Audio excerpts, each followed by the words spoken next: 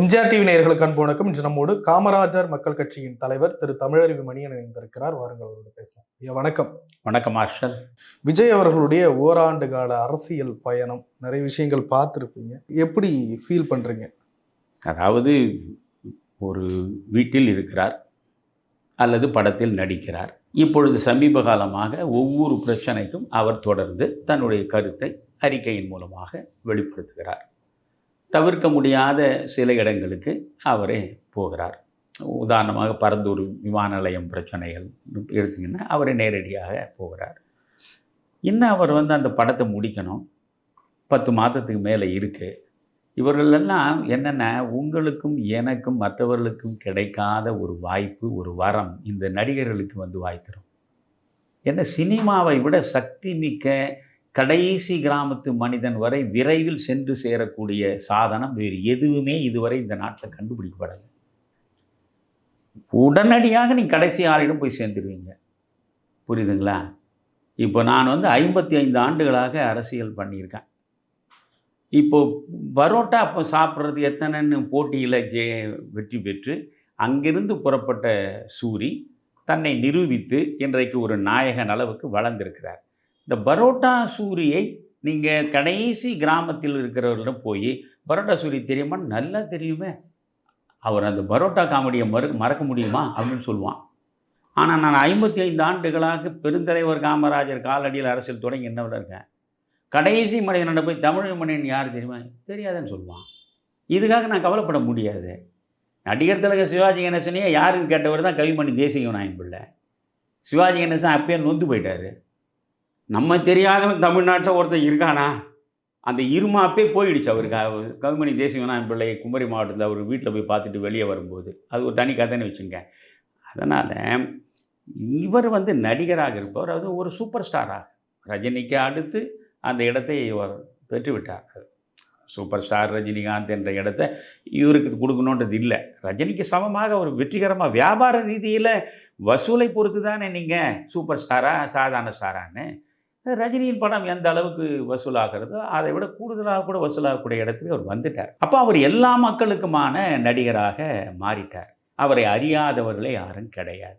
அது அவருக்கான மிகப்பெரிய ப்ளஸ் பாயிண்ட்.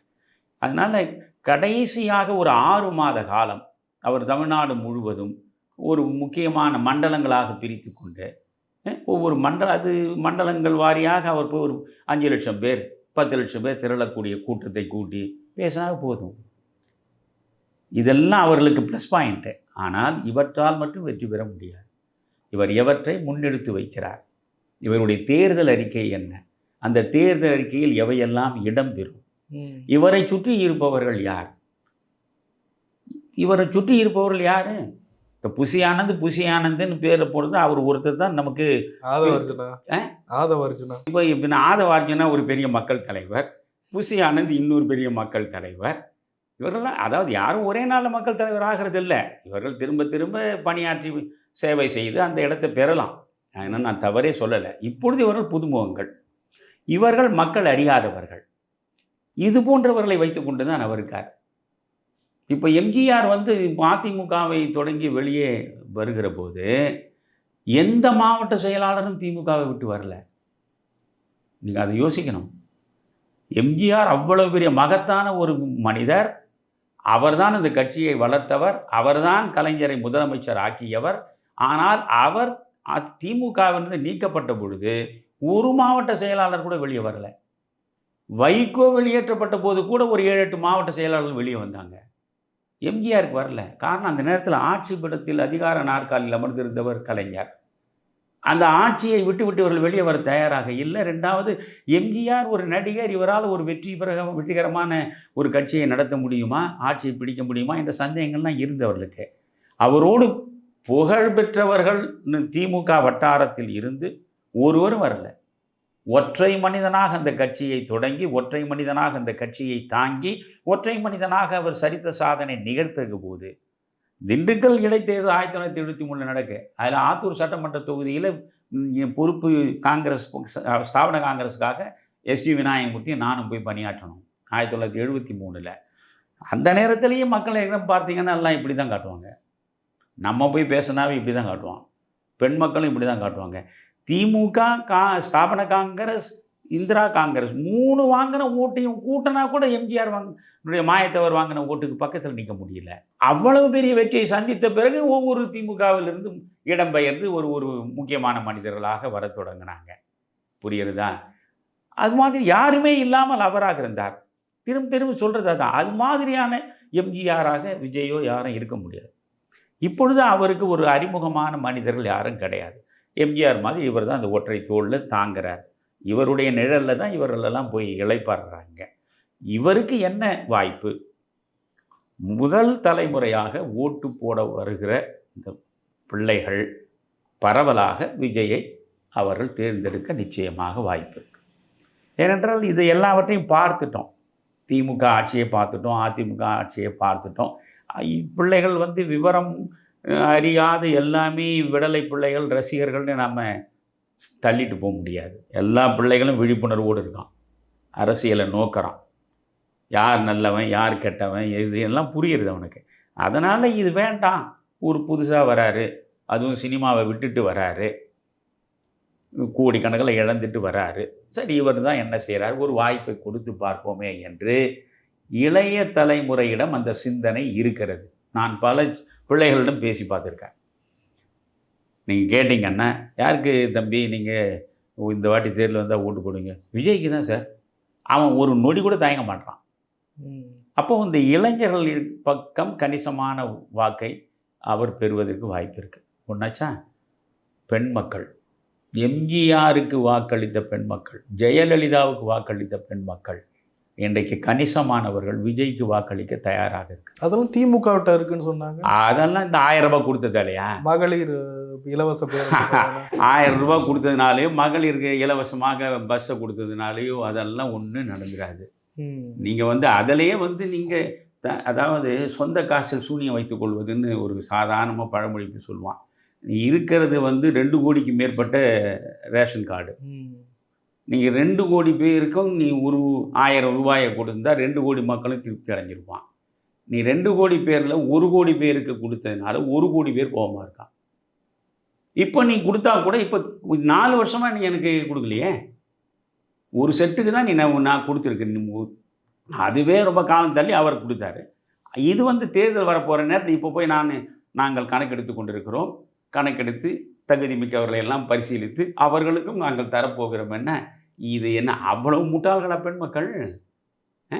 ஆண்களை விட பெண்கள் புத்திசாலிகள்.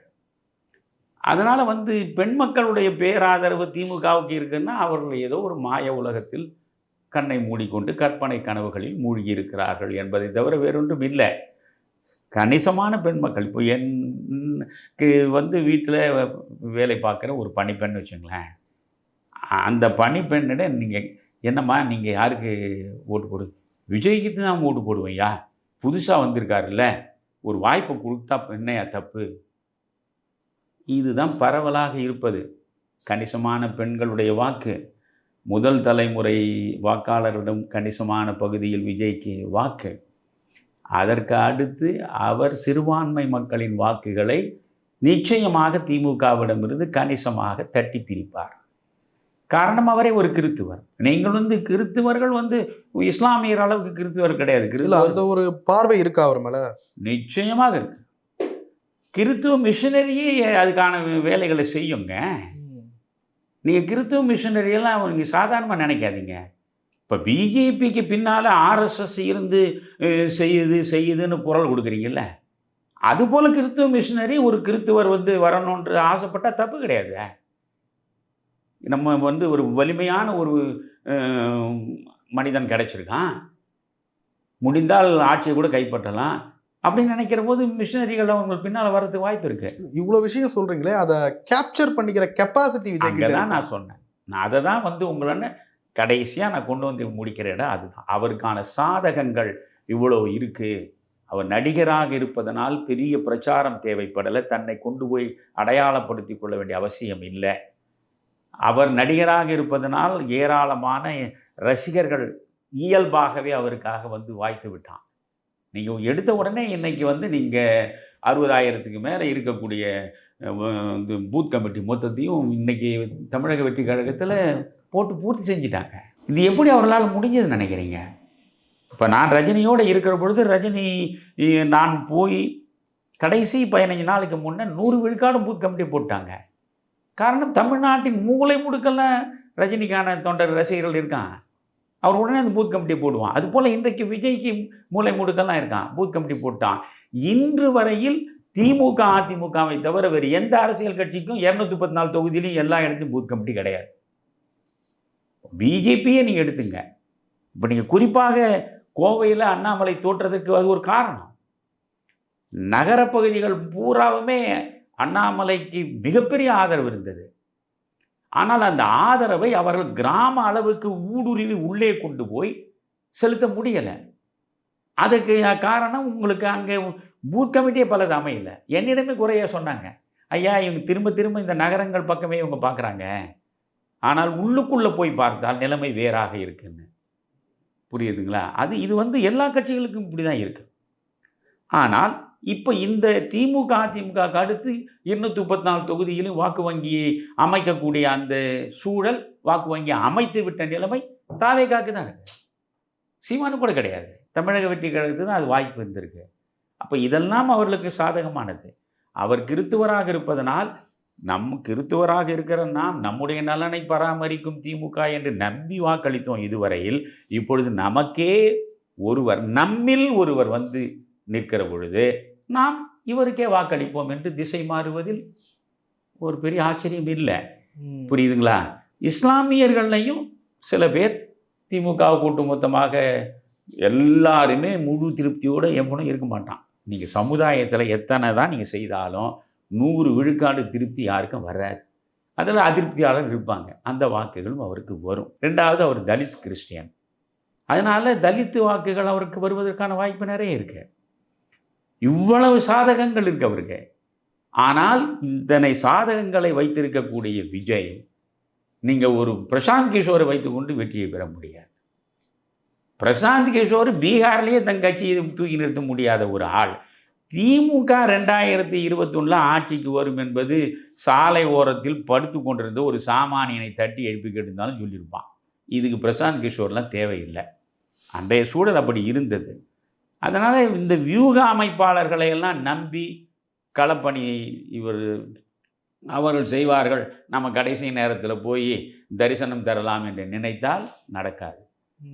அதே நேரத்தில் இப்போது நான் சொல்கிறேன், இவ்வளவு சாதகங்களை வைத்து கொண்டிருக்கிற விஜய் எடுத்த உடனே எம்ஜிஆர் ஆகிவிட முடியாது. முதல்வர் நாற்காலியை அடையவும் இயலாது. தனித்து வெற்றி பெற முடியாது. தனித்து நின்று நீங்கள் வெற்றி பெறவே முடியாது. பிஜேபி எதிர்ப்பு ஓட்டு ஒரு பக்கம், எல்லா எதிர்ப்பும் நீங்கள் கொஞ்சம் கொஞ்சமாக செக்மெண்ட் வாய்ஸ் சேர்த்துக்கிட்டே வந்தீங்கன்னா அவருக்கு 15லிருந்து 20 விழுக்காடு வாக்குகள் கிடைப்பதற்கு வாய்ப்பு இருக்குது. அது ஒன்றும் சாதாரண வாக்கு இல்லை. நீங்கள் விஜயகாந்த் யார் ஆட்சிக்கு வரணும்னு தீர்மானிக்கிற வாக்கு. நிச்சயமா அதில் ஒன்றும் சந்தேகம் இல்லை. அதனால தான் வந்து நாளைக்கு வந்து இப்போ அது வந்து அரசியல் வந்து பல அதிசயங்கள் நடக்கக்கூடிய இடம். இப்போ நாளைக்கே வந்து ஒரு ஹங் அசம்பிளி வருது, தொங்கு சட்டமன்றம் வருதுன்னு வச்சுங்களேன். அப்போ திடீர்னு எடப்பாடி வந்து இந்த பிஜேபி கூட்டணி நமக்கு தேவை கிடையாது, நம்மிடம் வந்து இப்போ ஒரு சாதாரணமாக கற்பனைகளை சொல்கிறேன். இப்போ அதிமுக வந்து ஒரு 80 இடங்களில் வெற்றி பெற்று இருக்கிறது. இப்போ 66 என்னமோ இருந்தாங்க, இன்னும் கூடுதலாக 80 இடங்கள் வெற்றி பெற்றிருக்காங்கன்னு வச்சுங்க. இந்த கூட்டணியை வைத்துக்கொண்டு விஜய் வந்து ஒரு 40 இடங்களில் தான் வெற்றி பெற்றிருக்காரு அப்படின்னு வச்சுங்க. இப்போ 80-40 என்னாச்சு? 120 ஆகிடுச்சு இல்லை? மேஜிக் நம்பரே 118 தானே. அப்போ 40 சட்டமன்ற உறுப்பினர்களை வைத்திருப்பவர் கையில் மந்திர சாவி இருக்கு. அவர் யார் நினைக்கிறாரோ அவர் தான் முதலமைச்சராக முடியும்.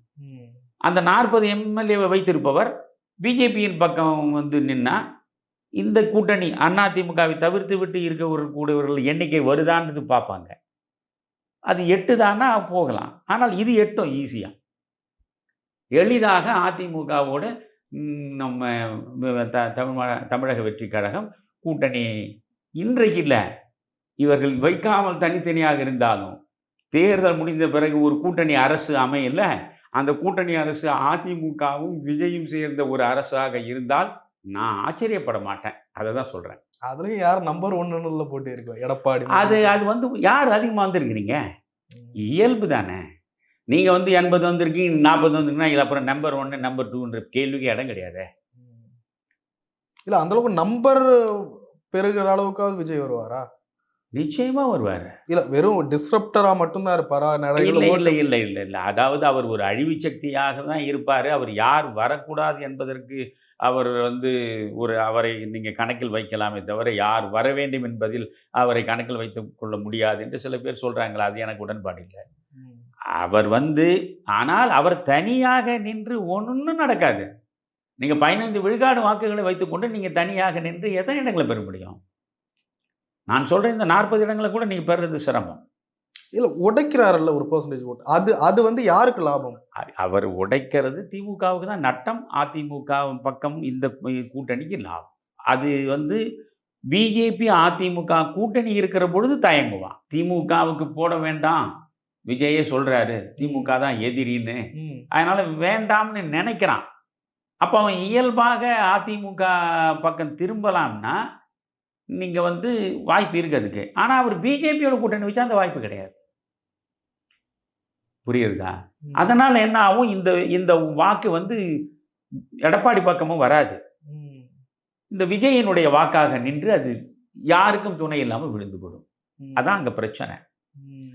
இந்த பிரச்சனைகளை எல்லாம் மார்ஷல் மிக நுணுக்கமாக உட்கார்ந்து, அறிவுபூர்வமாக ஆராய்ந்து, எது நடந்தால் அது எப்படி முடியும்? ஒவ்வொன்றுக்கும் ஒரு முடிவு உண்டு, ஒரு தொடக்கம் உண்டு. அந்த தொடக்கத்திலிருந்து போகிற பாதை உண்டு, பயணம் உண்டு.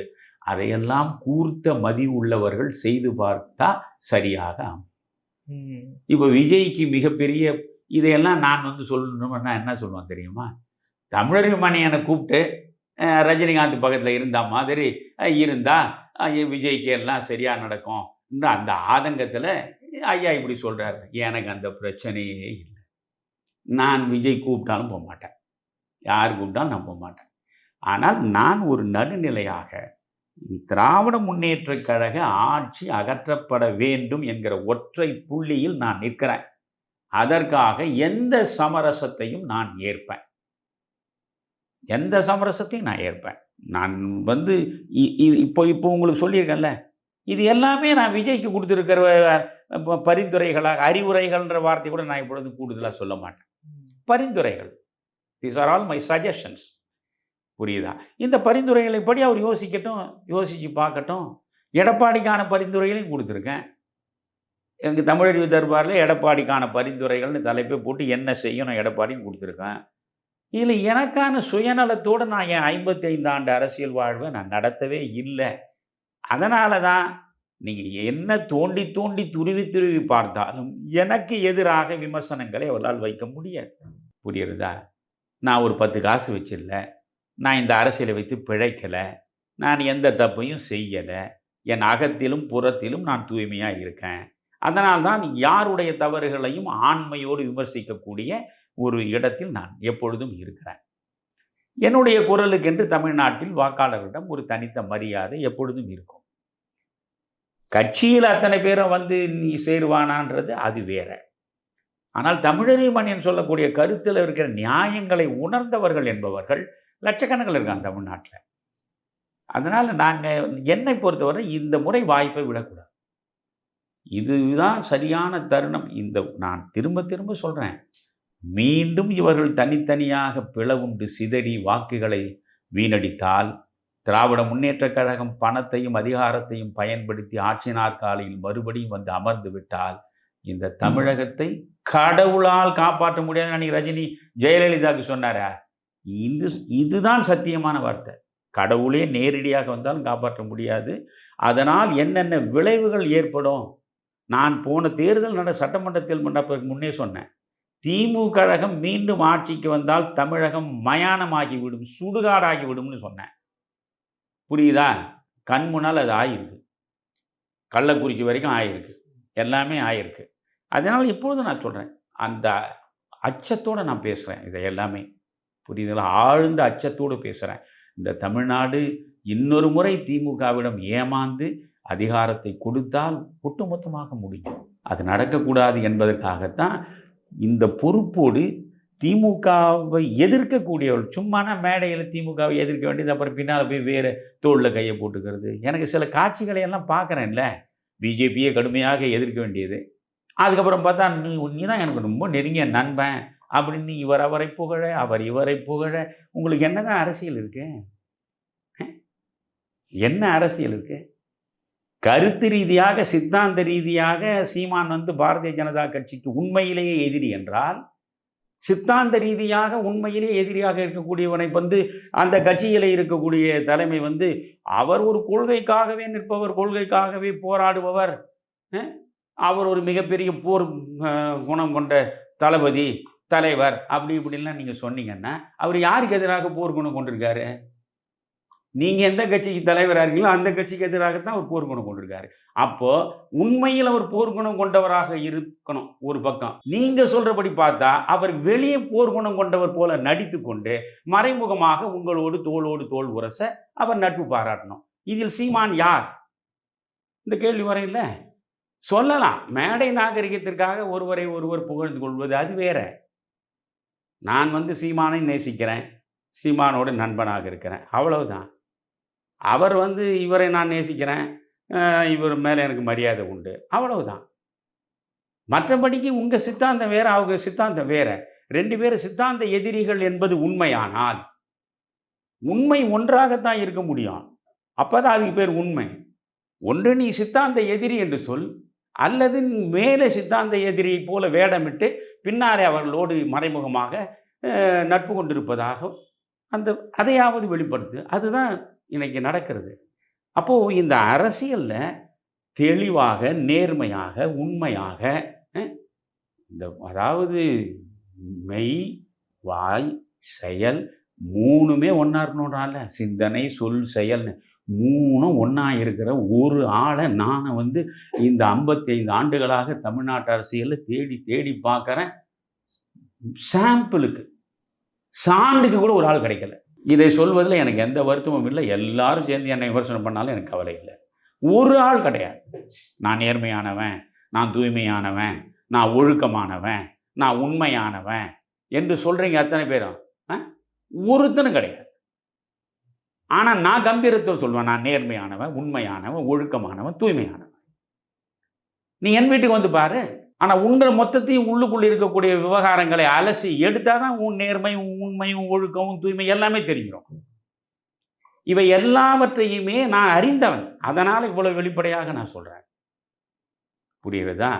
அதனால் இதை நீங்கள நம்ம இந்த நேர்காணலில் பயனில்லை. அப்புறம் எல்லாத்தையும் பேசி மொத்தத்தையும் எடிட் பண்ணி தான் அதை போட வேண்டி வரும். அதனால் நான் சொல்ல வேண்டியதெல்லாம் ஓரளவு உங்களுக்கு தெளிவாக சொல்லிட்டேன். நிறைய விஷயங்கள் போயிருந்தபடியே ரொம்ப நன்றி. வணக்கம் ஹர்ஷ்.